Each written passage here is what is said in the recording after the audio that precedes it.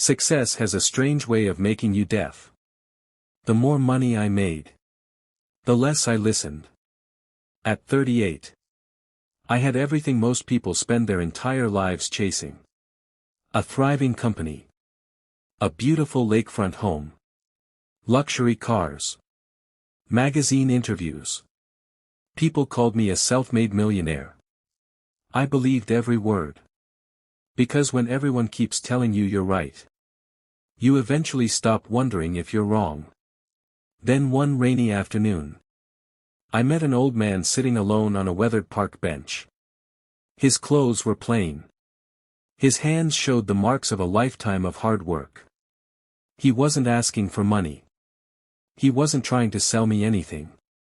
As I walked past, he looked up, smiled, and said just one sentence. The day you stop listening is the day life begins teaching you the hard way. I barely glanced at him. I smiled politely, shook my head, and kept walking. To me, he was just another stranger with another piece of advice I didn't need. I had no idea. Those 12 words would become the most valuable lesson of my life. Because 5 months later, my biggest client walked away. My closest employee resigned. The company I had spent 15 years building began falling apart. And suddenly, the only voice I couldn't stop hearing was the old man's. If only I had stopped for 1 minute. Everything that happened next might never have happened. I wish I could tell you. Everything fell apart overnight. It didn't. That's what made it so dangerous. Failure doesn't usually arrive with a warning siren. It starts quietly. One ignored conversation at a time. The morning after I met the old man, I buried myself in work. Our company was growing faster than ever. New contracts arrived almost every week. Every business magazine seemed to have my picture on the cover. People called me a visionary. I started believing them. Inside the office, something had changed. Whenever I entered a meeting, the room would fall silent. No one questioned my decisions anymore. At first, I thought it meant they trusted me. I was wrong. They had simply stopped believing I would listen. One afternoon, David, my operations director, knocked on my office door. He had been with me since the very beginning. Before the expensive offices. Before the investors. Before anyone knew my name. If there was one person who had earned the right to disagree with me, it was David. He placed a folder on my desk. "Ethan," he said, "our biggest client has raised the same concern 3 times. They're unhappy with our customer service. We need to fix this now." I didn't even open the folder. Instead, I leaned back in my chair and smiled. "They're not going anywhere," I said. "We've worked together for over a decade." David didn't argue. He simply looked at me for a long moment. Then he said quietly, "The companies that fall the hardest are usually the ones that believe they're too successful to fail." For a brief second, the old man's words echoed in my mind. The day you stop listening is the day life begins teaching you the hard way. I pushed the thought aside. "I appreciate your concern," I replied. "But I've got this." David slowly picked up the folder. He nodded once. Then he walked out of my office.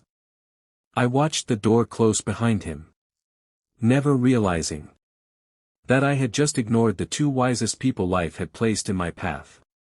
For the next few weeks, I told myself everything was under control. The numbers still looked strong. New inquiries kept coming in. Clients smiled during meetings. From the outside, my company looked more successful than ever. But beneath the surface, small cracks were beginning to spread. I just refused to see them. Then, on a Monday morning, my assistant rushed into my office without knocking. Her face had gone pale. "Ethan. Our biggest client just terminated their contract." I looked up and laughed nervously. "That has to be a mistake. They've been with us for 11 years. She didn't answer. She quietly placed a printed email on my desk. My eyes stopped on one sentence. "After repeatedly raising concerns that were ignored, we have decided to end our partnership, effective immediately." I read it again. Then again. The words didn't change. That single client generated nearly 40% of our annual revenue. By the end of the day, the news had spread across the industry. Potential investors put their negotiations on hold. Business partners began questioning our future. Employees whispered in the hallways. For the first time in years, I felt something I hadn't experienced in a long time. Uncertainty. I called an emergency meeting. Every executive took a seat around the table. The same people who once praised every decision I made now sat in complete silence. No one had an answer. No one even tried. Then I noticed one empty chair. David's. I looked around the room. "Where's David?" No one spoke. Finally, our HR director broke the silence. "He resigned yesterday." The words hit harder than losing the client. She handed me a sealed envelope. "He asked us to give this to you." Inside was a single handwritten note. "Ethan, I never wanted to prove you wrong. I only wanted to protect what we built together. The moment a leader believes he has nothing left to learn, he stops leading. I hope one day you understand that." I sat there, reading those lines over and over. And then, without warning, I remembered the old man sitting alone on that park bench. His calm smile. His steady voice. "The day you stop listening is the day life begins teaching you the hard way." For the first time, those words didn't sound like advice. They sounded like a warning. One I had been too proud to hear. The following weeks were the hardest of my life. Losing one client wasn't the end. It was the beginning. Within days, other clients started asking uncomfortable questions. If they left, what aren't we being told?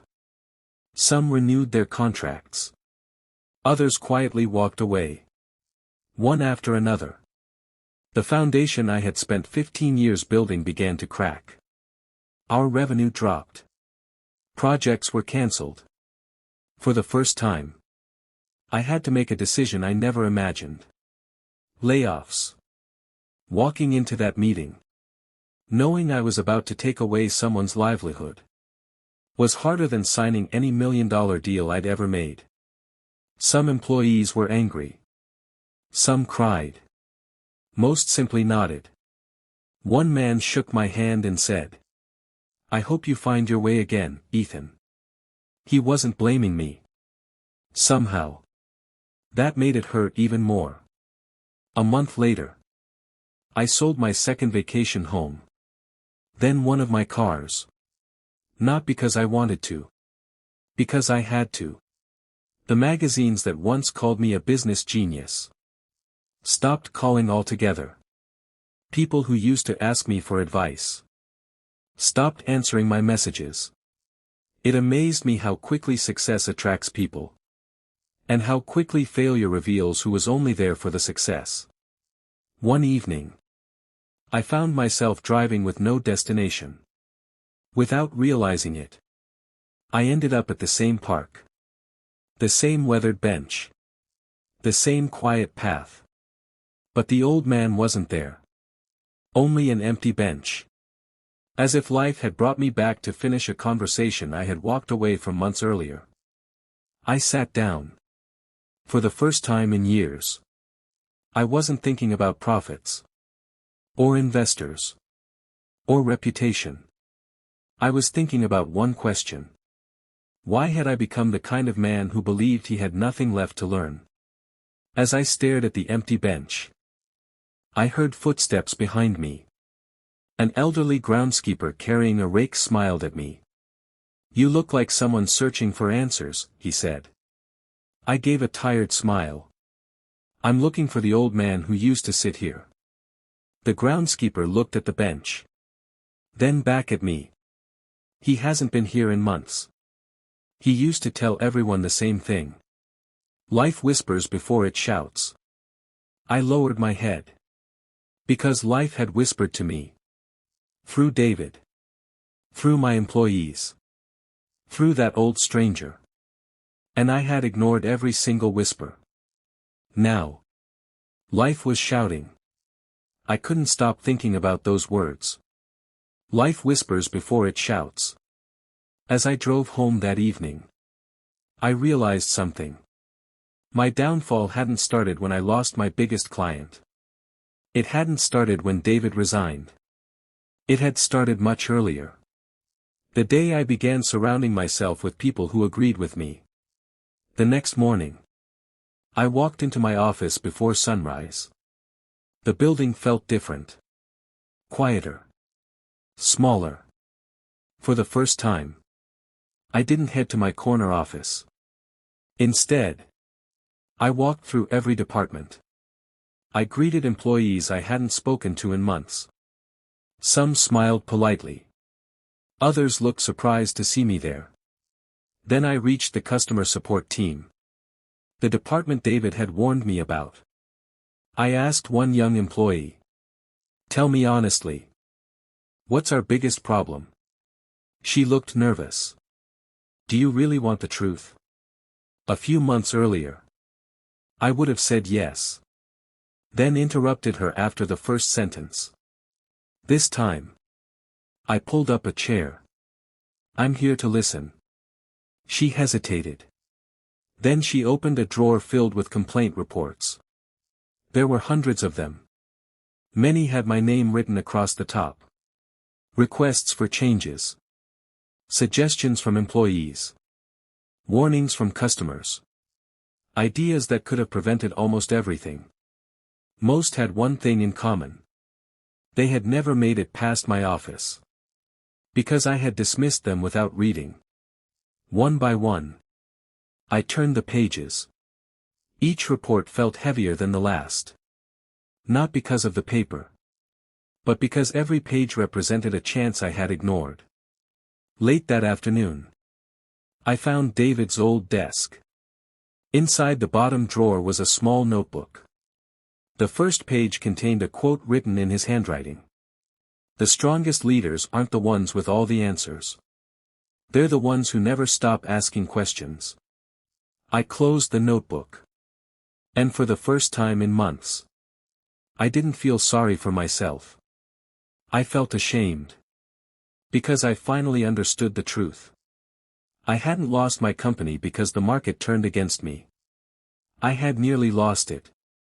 Because I stopped listening to the people who cared enough to tell me the truth. The next morning, I made a decision that surprised everyone.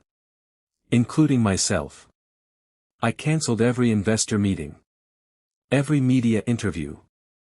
Every business conference. For the first time in years, I stopped trying to protect my image. And started trying to fix my character. At 9 o'clock, I called an all-hands meeting. The remaining employees gathered in silence. Some looked confused. Others looked skeptical. They had heard promises before. I stood at the front of the room. Without a prepared speech. Without a PowerPoint presentation. Just the truth. "I owe every one of you an apology." The room remained silent. I spent years asking people to work hard. But I stopped listening to the people doing the work. I confused confidence with arrogance. And I confused agreement with respect. No one applauded. No one smiled. I didn't expect them to. Trust isn't rebuilt with one speech. It's rebuilt through consistent actions. Then I did something I had never done before. I placed an empty wooden chair beside me. I looked at the team and said, "From today forward, This chair belongs to the person who disagrees with me the most. A few people exchanged puzzled looks. I continued. If you think I'm making a mistake, sit in this chair and tell me why. I promise I won't interrupt you. At first, no one moved. Then a young engineer slowly stood up. His hands were shaking. He sat in the chair, looked me in the eye, and respectfully explained why one of my new recovery plans would fail. Months earlier, I would have defended myself immediately. Instead, I listened. When he finished, I smiled. You're right. Those two words felt strange coming out of my mouth. But they also felt freeing. For the first time in a long time, the meeting wasn't about protecting my ego. It was about protecting the company. As the employees left the room, I noticed something I hadn't seen in months. Not excitement. Not celebration. Something far more valuable. Hope. And deep inside, I realized the old stranger hadn't tried to teach me how to become rich. He had tried to teach me how to remain worthy of success. The weeks that followed were unlike anything I had experienced before. The company wasn't growing overnight. There were no headlines calling me a genius. No standing ovations. No awards. Just slow, honest progress. Every Friday, I invited employees from different departments to have lunch with me. There were no executives. No managers. Just real conversations. I asked one question. Then stayed quiet. What am I still not seeing? At first, people answered carefully. They had spent years believing their opinions didn't matter. Trust doesn't return the moment someone apologizes. It returns when they see that nothing bad happens after they speak. Little by little, the conversations became honest. Some ideas saved us thousands of dollars. Others helped us win back clients we thought we'd lost forever. One afternoon, our receptionist walked into my office. Ethan, there's someone here asking for you. I don't have an appointment, the visitor had told her. But I think he'll want to see me. I walked to the lobby. The moment I saw him, I froze. It was the old man from the park. He looked exactly the same. Simple clothes. Gentle smile. Calm eyes. For a few seconds, neither of us spoke. Then I walked over and held out my hand. I've been looking for you. He smiled softly. I know. I looked at him in disbelief. You do? He nodded. People usually come looking for wisdom. Only after life has humbled them. I felt my face burn with embarrassment. I'm sorry. I should have listened to you that day. He chuckled quietly. You weren't ready. I frowned. What do you mean? He looked out the window before answering. A lesson given too early sounds like criticism. The same lesson, after hardship, sounds like truth. I stood there, speechless. Then I asked the question that had been haunting me for months. Who are you? The old man smiled. I'm just someone who once made the same mistake you did. I stared at him, unsure whether to believe what I just heard. You built a business too. The old man smiled and nodded. 40 years ago, I owned one of the largest construction companies in this state. I blinked. There was no sign of pride in his voice. No attempt to impress me.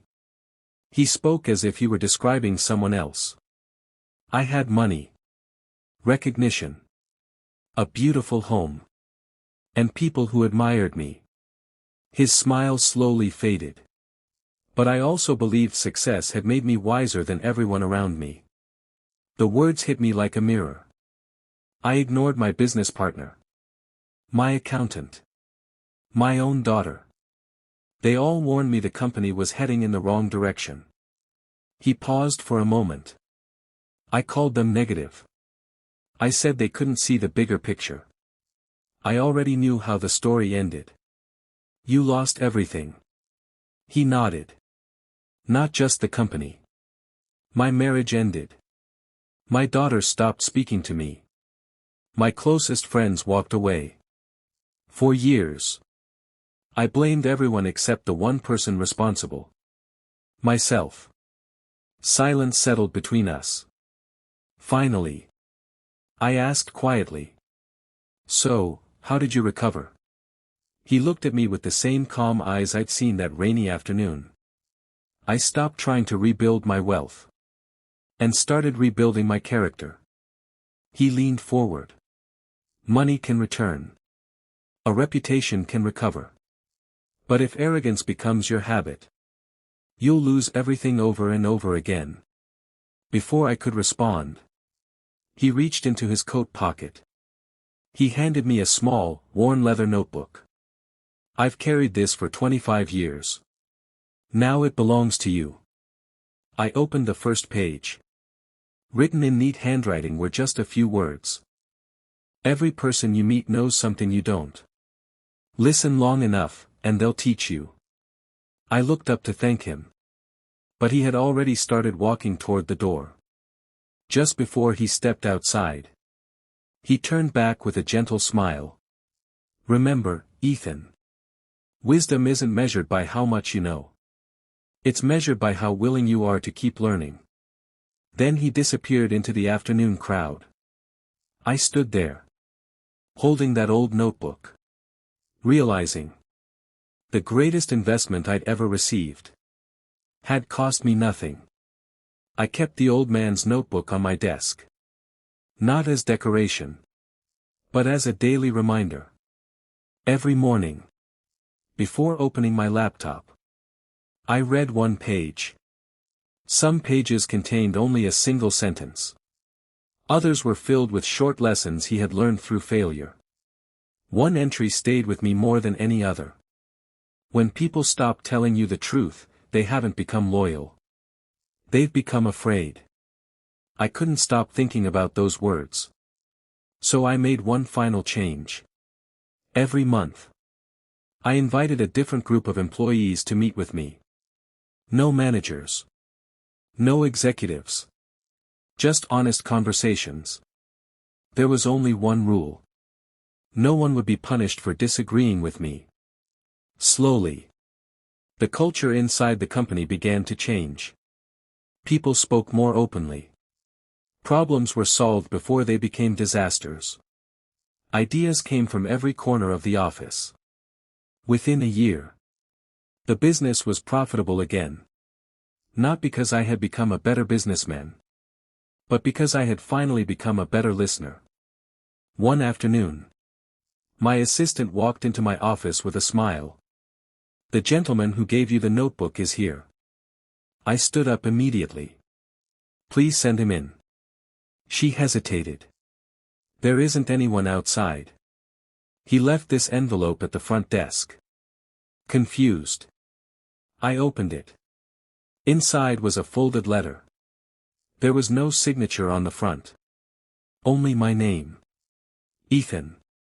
As I unfolded the paper, I somehow knew this would be the last lesson he would ever give me. My hands trembled as I opened the letter. It was written in the same neat handwriting I had seen inside the notebook. Ethan. If you're reading this, it means you finally learned the lesson I couldn't teach you on that rainy afternoon. I never wanted you to admire me. I wanted you to avoid becoming me. I swallowed hard. And kept reading. Years ago, I believed success made me untouchable. By the time I realized I was wrong, I had already lost the people who mattered most. I spent the rest of my life hoping that if one person listened to my story, my own mistakes wouldn't be repeated. At the bottom of the page, there was one final sentence. Never become so successful that you stop being teachable. There was no address. No phone number. No way to find him. I asked my assistant if she had seen where the old man went. She shook her head. He smiled. Left the envelope. And quietly walked away. I never saw him again. Years have passed since then. My company recovered. Not because I became the smartest man in the room. But because I stopped trying to be. Today. Whenever someone disagrees with me, I don't see it as disrespect. I see it as a gift. The notebook still sits on my desk. Its pages are worn now. Not from age. But because I still read them. Every single morning. Sometimes people ask me the secret behind rebuilding my business. They expect me to talk about investments, leadership, or strategy. Instead, I tell them about an old man on a weathered park bench. A stranger who gave me one sentence. That completely changed my life. The day you stop listening is the day life begins teaching you the hard way. I ignored those words once. I'll never make that mistake again. Moral: true wisdom isn't knowing all the answers. It's having the humility to keep learning, no matter how successful you become.